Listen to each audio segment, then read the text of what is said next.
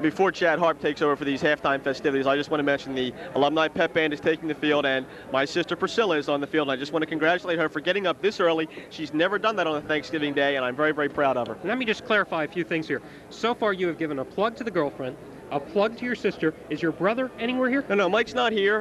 Mike's not here? My brother, Mike Brandon. Your mom, perhaps? No, Mom's not here either. Okay. Anybody else? Did we miss anybody? Dad's probably watching this at home on cable. Okay, how about that? Mine's probably watching the Packers-Lions if he's smart. All right, we're tied at 7-all, folks, here at Roosevelt Field. It's a great day for football. We thought we might see a little bit more entertaining contest, but there's still one half yet to play. Once again, I'm Jeff Brandon along with Alan Raleigh. This game being brought to you by the Norristown Area School District under the direction of Mr. Tony Koya. And now I'm going to hand over the microphone to Mr. Chad Harp, a senior at Norristown High School, who will give you the rundown on who's here today, who's going to be on the field, and who won what. Chad, it's all yours. Thank you, Jeff. I come on today 7-7, and I had a strange feeling I think it's going to be the same as 2 years ago when we were here, that 21-21 game that upset with the field goal at the end of the game. As you take a look at it on the field, you'll see that the cars are starting to come around the track. The pep band and honor band with the alumni members are meeting in center field. And let me do a quick rundown. I just was handed the all-important float judging finals. And in first place, we do have the seniors float. Eagles rule. Seniors winning the float contest with a first place. In second place, the juniors with their Vanish the Vikings float. And in third place, the sophomores with Sink the Vikings. The band float Ice the Vikings, and the cheerleaders float Stomp on the Vikings did not place, but their floats were also very well done. The cars which you see the girls riding in today were donated. They donated their time and their cars.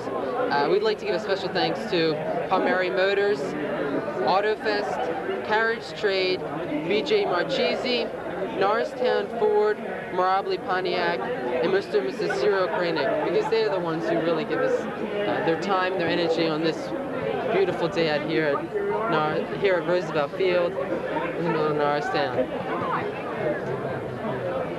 Okay, Jeff Brandon just stepped out. He will be back in a few minutes joining me with the festivities today.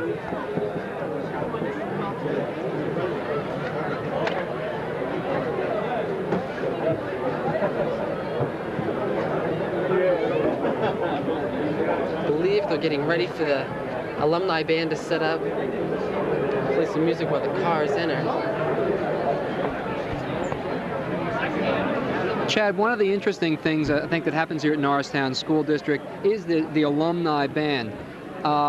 You can see some of the people in that band obviously have been out of high school for quite a few years. Yes. I think, if I understand correctly, I see Mr. Tom Bray down there, and some of those people go back to the class of 1938. 38? I believe it. I really do. He as you know, Mr. Bray just retired last year after a good 20 years at the high school. Actually, a good 30 years. 30 years? A little short of that one. We do have Superintendent Dr. Holton out there. So I noticed out there for the job. I believe the festivities are about to begin. This is Mr. Ox in charge of the band. Yes. In charge of the alumni band and the pep band. Pep band members are scattered out there among the alumni band members. Mm-hmm. I was really surprised about the game. We did have that horrible rainstorm last night, and the players weren't as muddy as I expected them to be. Yes, I think Alan and Jeff mentioned the fact that when we started the game, they thought that the mud on the field was going to be a real critical factor. I'm sure it affects some of the play, but it hasn't been as bad a factor as one would have thought. And if you can remember, last night, we both were talking before the game, there were puddles of water all over this area. Yeah. It's unbelievable. And they were talking, I guess, earlier in the season how they had improved the drainage of the field, and whatever they did, it must be working, because yes, it's absolutely fantastic. Definitely. I mean, for the rain that we've had in the last 24 to 48 hours, if they had not improved this drainage system, I don't think we'd have a flooding for that. Yes, I agree with you. As a matter of fact, I think we're beginning to see some of the cars carrying the cheerleaders and the homecoming court. Yeah, they're starting to approach. If you do take a look at the cars, you'll see in car number 1, we have Debbie Gaiman, who is these are the senior cheerleader members who are entering now on the cars. Car number 1 is Debbie Gaiman. She is the captain of the cheerleading squad. In car number 2, we have Susie Waters and Paula Sandor. They're the co-captains. In the car number 3, we have Jen Haynes and Missy Tolliver.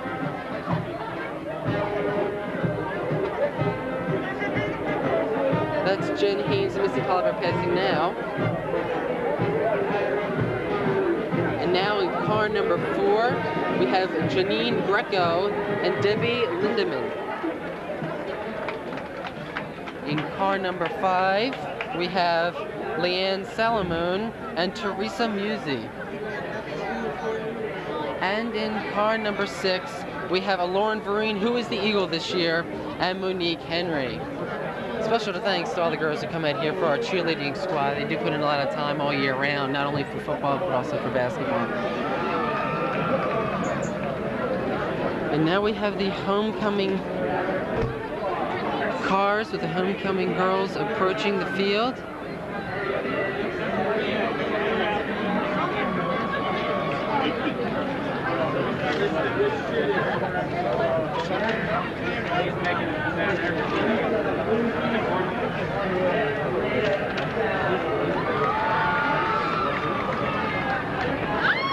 Car number 1, looks like we have Yvette Johnson, the freshman representative. And I can't seem to see who her escort is.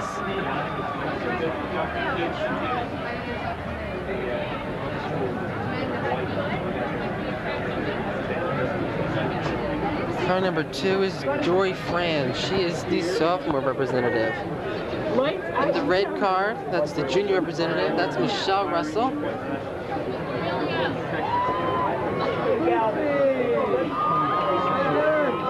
And then we start our senior representatives.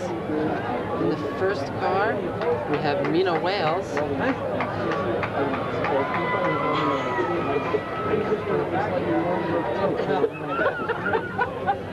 In the yellow car, the second car, we do have Paula Hunsaker with her escort, Joe DiFrancesco. In car number 3, we have Franny McMonigal. And I can't seem to see who her escort is from up here. And last but not least, in the Porsche, car number 6, we have Homecoming Queen 1985, Tara Marchione, and her escort. I believe Sam Leone is going to start the announcing. If the alumni band's given their wonderful rendition of a pep song, I suppose we'll call it. Now I'm joined again by Alan Raleigh. He's done some talking with some former students, friends here at this wonderful crowd here today at Thanksgiving Day. Well, Chad, I'll tell you, the crowd outside this press room door is incredible. Brandon, the people are lining up 10, 20 deep to get autographs. Brandon, I believe it. I had nothing to do with it. I couldn't make it out. I had to stay here. No, you have to admit, the crowd is fantastic today. I can't remember a crowd like this 2 years ago. This big, do you think? I recall less than this. 4 years ago they had more. The whole, I don't even know what side, but it's the left side to us coming out of the press box. That whole end zone was completely filled, the stands, and they estimated there was close to 12,000 people there that day. Here, though, I'd say, I'll go count them at the next intermission, but I've got to be 8,000. Yeah, I was going to say 850, yeah. That's fantastic. And there you see all the young ladies and their escorts out there. I'm getting ready for the final announcements. I don't know, it's hard to guess. I don't know. Prediction, Paula Hunsaker. Well, since I know none of them, I'll go with you. Now, of course, Brandon does have the privileged inside info, and he, of course, is taking odds and betting on the proceedings right now. If I was going to pick one right now, it would be Paula Hunsaker, but I guess we'll give us 10 minutes or so and we'll find out who the winner is announced. Yeah, they are dragging this out. Seems a little bit longer than usual. It's a shame they can't bring the floats in now because of the rain we've had the last 48 hours or so. True. The track is just too wet they'd sink.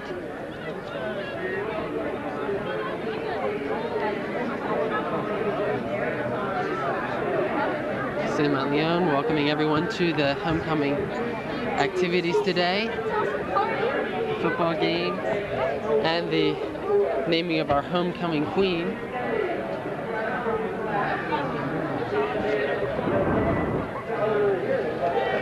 Johnson representing the freshman class.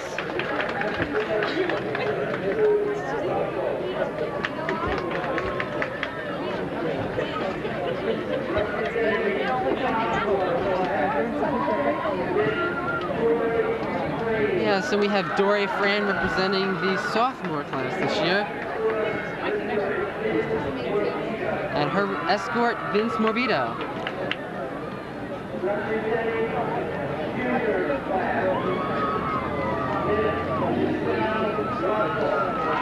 Michelle Russell representing the junior class.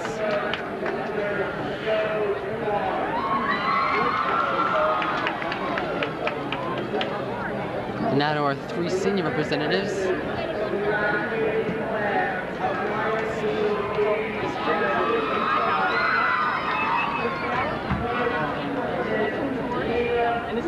Amina Wales.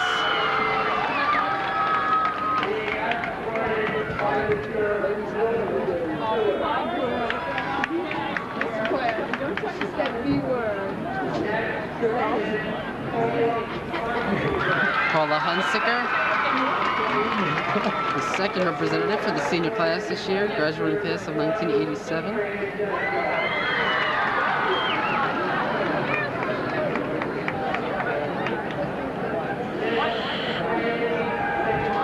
And Franny McMonigal, third senior representative.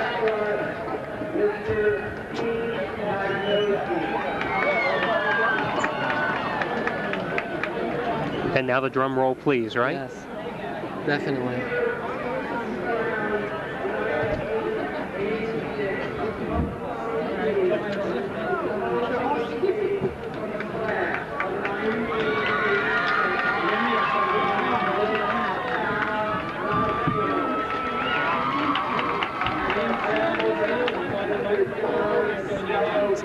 Yeah, Tara Marchand being the homecoming queen for 1985. She's going to do the crowning for this year's queen, class of 1987.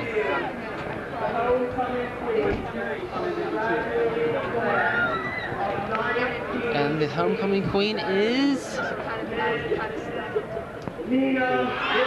It is Miss Mina Wales. Oh well, I'm glad I didn't bet on that one, folks. If I would have bet, I would have lost the bundle. It was Miss Mina Wales, winning homecoming queen of 1987. Well, I think it's fair to say there are no losers in this competition. Well, that's true. And oh, beautiful. getting crowned. Aren't you gonna hum some music here, or isn't there some? Something. We should have a drum roll. There was no drum roll. I was surprised. Yeah. Drum roll for the announcement. And of course, she will be back here next year. It won't be on Thanksgiving, but whenever homecoming is, the final regular season contest to present next year's winner. And of course, she receives a $10,000 check, a free college scholarship, and the choice of one of these lovely cars. Like a bouquet of roses and a nice title is about all she has to do. I'm sorry, am I at the wrong place? A pretty ribbon and a memory, that's about all you get anymore. Nothing's free. I think we want to thank anyone today. We should really thank Sam Montleone. He organizes this entire program together. He takes care of all the voting. He gets all the girls together, arranges for all the cars and all the escorts. It's basically his production along with the help of fellow members of Key Club. And it's just absolutely phenomenal. He's a fantastic man. By the way, of course, you recognize the song they are playing. Our wonderful alma mater. That's right, the blue and white. You, of course, we did that in unison. you are a member of the graduating class this year? Graduating class this year. Well, you should be learning these words because you will need them come June. Not yet. I haven't even thought about that yet. Right now it's college time. I'm trying to get my applications in the mail. Alma mater will be a little bit later. And there you see the homecoming queen. More pictures being taken of her.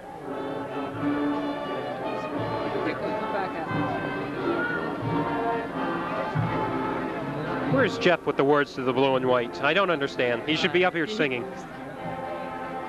Usually he is. We can't find him anymore. In case you just tuned in, folks, this game and the halftime festivities are being brought to you by the Norristown Area School District under the direction of Tony Koya. And as a sidebar, of course, the game is tied 7-7 at halftime. We'll be up with the third quarter in a couple of minutes. You know, when I came on, I was mentioning 2 years ago we had the 21-21 problem. ending with that wonderful field goal that everyone was into so far. Do we have that problem this year? What do you think, Alan? What's your I'm not surprised. What's your prediction? You know, these games are close so often. I picked, of course, in the pregame show, I'm embarrassed to admit, Norristown would win 24-14. I must have been thinking this was another game. No, I can see it being a close game, though. You know, our very first game we ever did here was back in 1979. Our first game period for Norristown Cable. We were up at Viking Field, and it was a game, Steve Bono's last game at Norristown. And Upper Merion on their home field. They were undefeated. They had a 22-game winning streak. We were standing on top of the press box, a good 75 feet above the ground. Norristown upset them 13-7 as Bono threw a couple of touchdown passes to Phil Santangelo and Reese Boynes, names in the distant past. But right there, that has set the tone for these games. 1980, we had, I think, probably the very best game of this entire series. And you know, this thing, they played the very first game in 1942, and 1956, they started playing it annually. And you notice here, as I'm stalling for time, Chad, this is one of the key things to remember when you're doing for a game, because when you can't find your notes, you immediately start stalling, so you can tell them that Upper Merion leads the series 15-12-4. But in 1980, the best game in this series was the game where Upper Merion went up. They were up 10-7 with, I believe it was just a couple seconds left to go on the clock. 20 seconds left to go. And that was the year of the Hail Mary pass. Norristown took the ball on their 20-yard line, 20 seconds to go. Rob Livingston was your quarterback back then, and he unloaded the, I believe it was a 48-yard bomb to Tyler Smith, who was standing around, I'd say about 6 Upper Merion defenders in the end zone to win the game for Norristown. And that has to be the highlight of the 300-some games that Jeff and I have done here. I mean, that was the year where there had to be, I think they estimated 12,000 fans, and they were going nuts.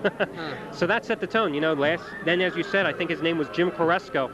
That game that ended in the tie, he had never kicked a field goal on the varsity level. His first field goal and happens to tie the homecoming game. I mean, if you're going to kick one, I guess that's where you're going to want to kick one. Yeah, and he was put in that position because Norristown was up. They were up the entire ball game. Upper Merion made a fourth quarter rally, and suddenly there was a controversial pass interference call. 2 seconds left on the clock. He kicks it with 0 left, and he nails it, a 21-yard field goal, and it feels a 42-yard field goal, which is almost unheard of at the high school level, and it's a 21-all tie then. So what do you think of the game today? Have we seen progress? I mean, who do you think's going to... First of all, you said Norristown 24-14, right? Just won't let me forget, okay. Okay, is it going to happen? Do you think Norristown's still going to upset Upper Merion? The way the game's gone so far. Well, I think it would be Upper Merion upsetting Norristown. In this game, though, I think Norristown should win. I think the key coming into the second half is they've got to get Danny Boyd on track. He has been virtually shut down here in the first half. Stopping Danny Boyd is virtually impossible, it seems, during his career at Norristown. Containing him is another matter. Very few teams have done it. For a guy that is averaging 125 yards a game this year and has rushed for close to 1,400 on the season, you know, he has maybe 20, 25 in the contest, and the Eagles' offense goes with him. Jim Scott, he's a relatively good passer, nothing fantastic. He completes 40% of his attempts this season. But for Norristown to win, they've got to get Boyd grinding out the tough yards. How about Brad York? Brad York, excellent receiver. Came into this ball game, 17 catches, averaging 29 yards per reception. Throughout the season, Scott has had a tendency to look primarily for York, and he's always drawing the double coverage, which is expected, especially when you're the leading receiver. But today, you've seen him go for Forrest Davis. One, he hooked up with the 68-yard touchdown pass 2 minutes into the game. Another one, he simply overthrew him. But they have shown some diversity here. You know, Norristown's made their own problems today. The face mask call led to the Upper Merion touchdown. They've had excellent position on 2 drives. They got stalled. A couple of penalties. There was a roughing the kicker penalty, which was a joke, especially since the Upper Merion returner had already signaled for a fair catch. I shouldn't say roughing the kicker. I just realized I made a mistake. That was actually a late hit. What can you say? I know one thing. I wish the players would probably come out on the field soon so we could get back doing this game. Yes. The homecoming festivities have ended now. After the name of the Queen, there's nothing else to do except finish the Thanksgiving Day game. Yeah, what the heck? Finish the game. I mean, come on.